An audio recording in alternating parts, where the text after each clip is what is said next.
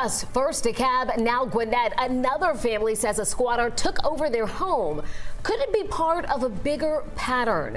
That is where we begin for you tonight with the ongoing squatter saga we first brought you about 3 weeks ago. Good evening and thanks for joining us. I'm Jennifer Bellamy. And I'm Faith Jesse. Such a headache for these families. Yeah.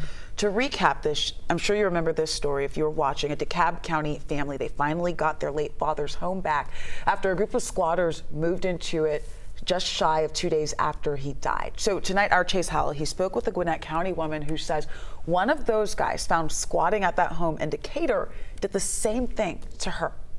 It's almost like deja vu. A family comes home to a house they're selling to find the locks change and a person squatting inside.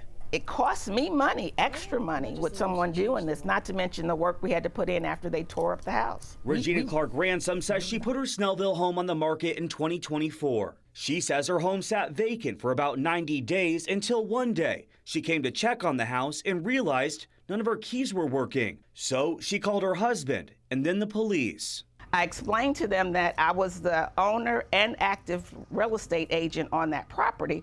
And for some reason, all the locks have been changed, and it's making me think something's amiss. And her gut was right, because once she got inside, she found somebody had taken over the house. We put all the furniture and all the clothes and everything that was in the house out in the driveway, and some of it in the trash, and left a note to the individual saying, "We know who you are, we have your identification." But that isn't the craziest part. The squatter came back to the house and called police on himself, saying someone had broken in and threw his stuff out. I was flabbergasted. I could not believe he was that bold to come back and say, for my house he knew he illegally possessed, to come back and tell the police that he had right to the property.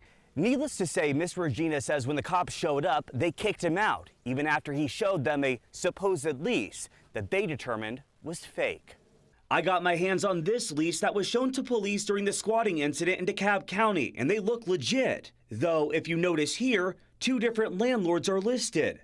But the question remains, how are these people finding out about these homes? And as a real estate agent herself, Clark Ransom believes someone may have access to a database only agents can view. We would know combination codes, we would know alarm codes, we can tell if a home is vacant, we can tell how long a home has been on the market. According to the court documents, the man accused of squatting inside the home in 2024 was charged with criminal damage to a property, which is a felony. In Snellville, Chase Howell, 11 Alive News. It really leaves your mind boggling how this continues to happen. So Chase, he also reached out to the family whose home was taken over by squatters to see if anyone was charged in that case, and they say no charges have been filed yet.